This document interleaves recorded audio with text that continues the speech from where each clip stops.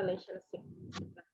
Sekarang apa namanya, kita sudah tahu lah, tadi sudah dijabarkan dengan jelas ya apa itu toxic relationship. Sebenarnya memang toxic relationship itu tidak jauh dari interaksi dan komunikasi yang memang sesuatu yang kita tidak bisa lepas dari kegiatan tersebut ya. Sosialisasi dalam lingkup terkecil kita adalah keluarga, sedangkan yang lebih luas adalah teman sebaya, lingkungan dan teman sebaya. Selanjutnya, lingkup sosialisasi ini akan menjadi atau memiliki jenis misalnya kayak komunikasi interpersonal, komunikasi intrapersonal ya.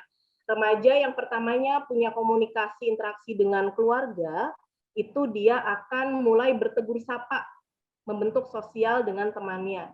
Berkenalan, kemudian lanjut membentuk kelompok dengan minat-minat yang sama. Ada yang kelompoknya langgeng gitu ya. Ada yang malah justru memicu terjadinya stres.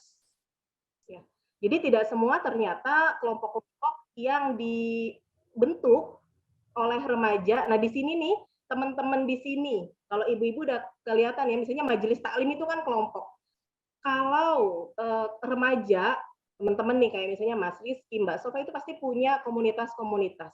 Ya, ada yang komunitasnya fine, itu resolusi konfliknya tuh bisa di apa ya, dicari problem solvingnya gitu ya, bisa dicari dengan baik. Tapi ada juga ternyata yang malah ketika remaja masuk ke dalam komunitas itu memicu terjadinya stres.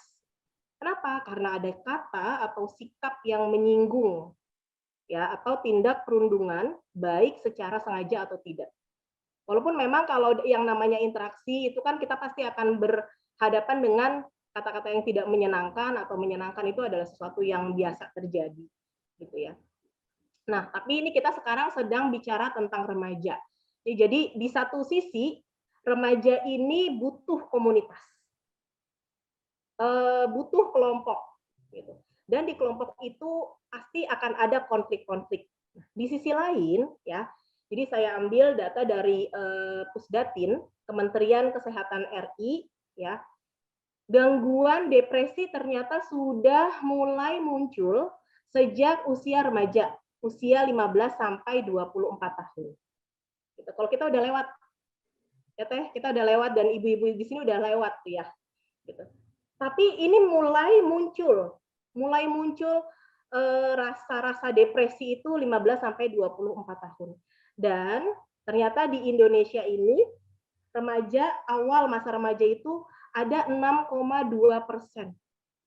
Walaupun sedikit. Maaf, itu slide-nya sudah geser atau belum ya? Soalnya belum berpindah dari cover. Belum, ini baru pengantar ya. Oh, belum.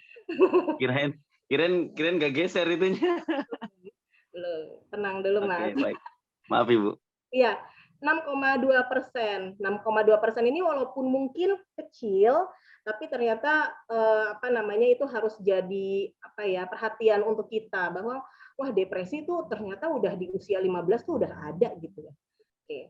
Nah, ini harus jadi perhatian semua pihak, khususnya orang tua. Kenapa sih ada gangguan depresi pada anak dan usia remaja?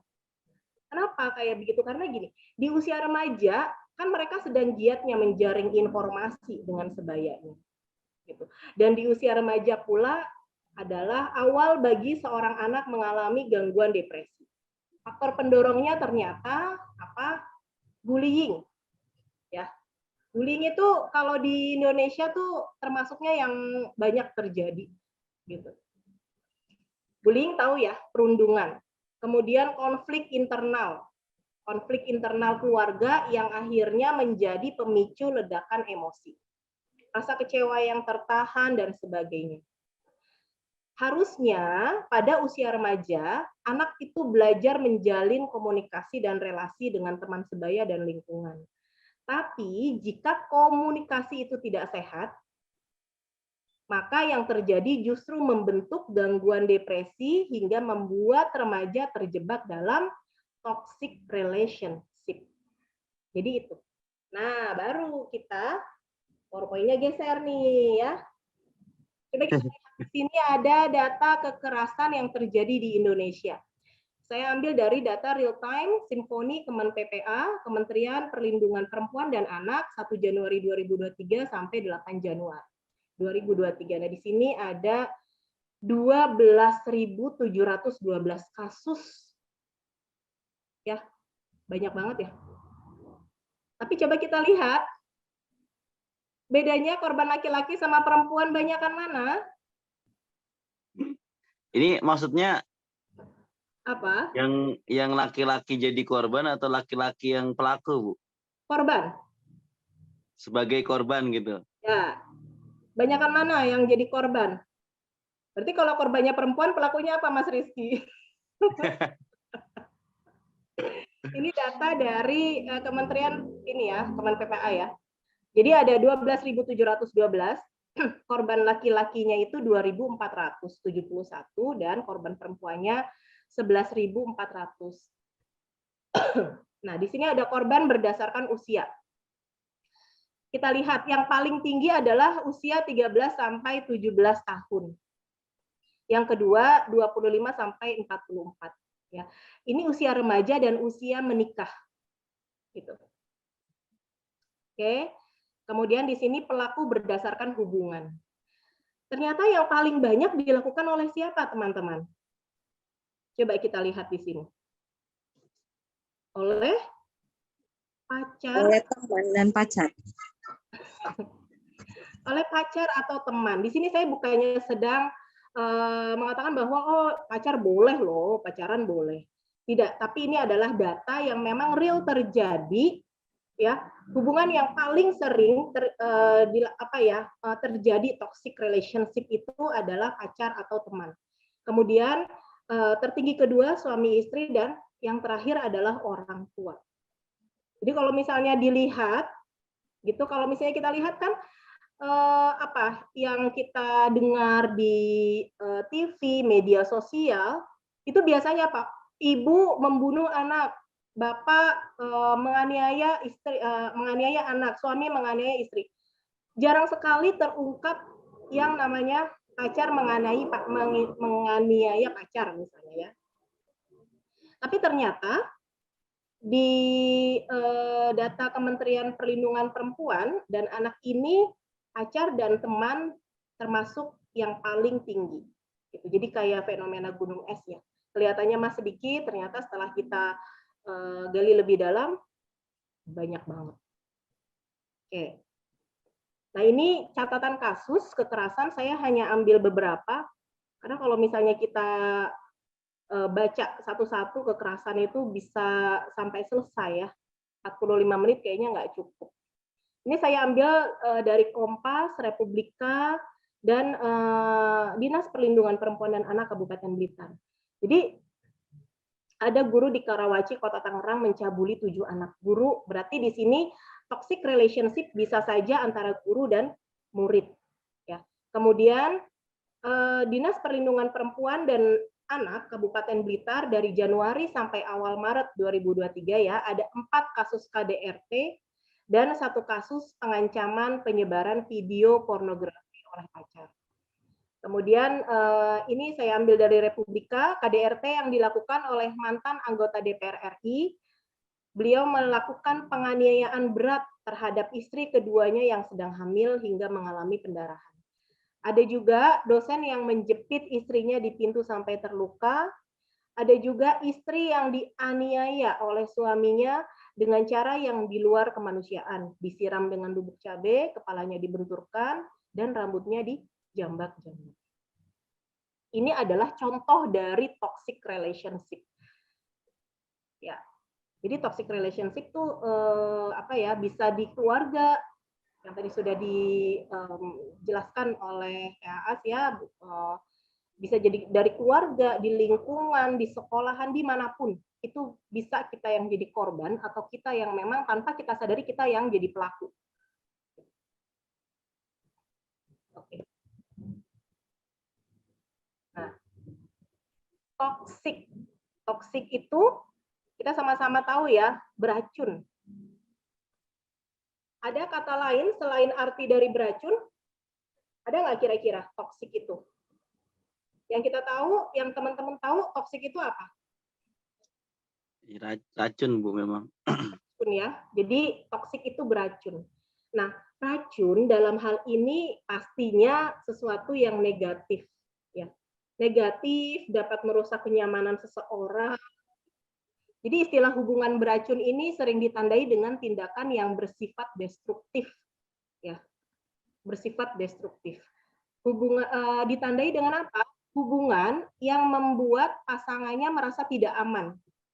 Jadi kalau misalnya sedang berhubungan kemudian kok nggak aman ya, mau itu hubungannya dengan orang tua, bisa nggak kira-kira kita merasa tidak aman dengan orang tua? Bisa. Bisa, ya. Bisa juga dengan teman, bisa juga dengan kakak, dan dengan siapapun. Jadi yang ditandai pertama kali kita bisa sign-nya, ya, tandanya kita punya toxic relationship itu kita nggak aman. Kemudian ada kekerasan yang digunakan seseorang untuk mengontrol dan mengatur pasangannya agar menuruti setiap keinginannya. Gitu. Oke. Kemudian di sini ada keegoisan yang berlebihan, sikap merendahkan, sering mengkritik, memberi komentar negatif. Jadi nggak enak banget ya hubungan-hubungan yang kayak gitu tuh. Kenapa sih ada orang yang toksik banget? Nah, ternyata orang yang melakukan toxic relationship itu dia punya gangguan emosional. Apa yang terjadi pada diri kita, kita berperilaku itu adalah cerminan dari psikis kita. Psikis kita sehat, maka kita jadi orang baik. Psikis kita bahagia, kita akan menularkan kebahagiaan itu untuk orang-orang sekitar. Tapi kalau psikis kita ternyata bermasalah, ada yang sakit, nggak disembuhin, ya kita nggak minta pertolongan atau kita nggak cari solusi untuk diri kita endapkan saja. Ya, bayangin kayak misalnya gini, teman-teman di sini jatuh, luka. Kalau lukanya nggak diobatin, misalnya luka itu bisa jadi apa? Kira-kira bisa jadi apa? Jadi koreng, jadi sembuh, atau malah jadi tambah parah? Jadi makin parah kalau nggak diobatin. Infeksi ya. Infeksi, betul. Makin parah, infeksi dan sebagainya. Itu pun berlaku pada psikis kita. Ya, psikis kita misalnya kita dibandingkan oleh orang lain. Di sini teman-teman suka nggak dibandingin? Enggak lah. Iya, kalau ada yang suka jago juga itu. Ojo dibandingke. Suka Bu, apalagi sama dibandingkan sama mantan.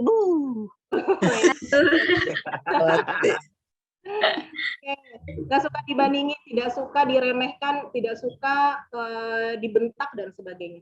Itu luka batin. Tapi kadang kita suka, ya udahlah. Oh mungkin dia lagi kesel kali ya. Oh iya mungkin saya juga salah. Iya saya salah emang makanya saya berhak itu dibentak. Ya. Oh iya emang saya salah makanya dia tuh jadi marah sama saya. Banyak yang kayak gitu nggak? Atau misalnya, oh saya nggak suka, kamu tuh bicara sama saya baik-baik dong. Saya juga bisa kalau kamu bicara baik-baik sama saya. Apa yang biasanya terjadi pada di lingkungan kita? Biasanya kita bicara atas ketidaksukaan kita, atau ya udahlah kita nggak enakan misalnya. Yang biasa terjadi ya udahlah nggak enakan, nanti dia begini gini. Jadi ya, menanggung kebahagiaan orang lain. Menanggung kebahagiaan. Topik kemarin kita di kampus. Ya, jadi itu yang akhirnya membentuk kita tanpa kita kadang suka nggak sadar ya. Saya emang nggak pernah tuh jadi orang yang toksik. Kita nggak sadar aja mungkin. Kadang-kadang kita pernah menjadi pelaku toxic relationship. Misalnya ketika kita lagi banyak masalah gitu ya. Kemudian kita lagi banyak pekerjaan.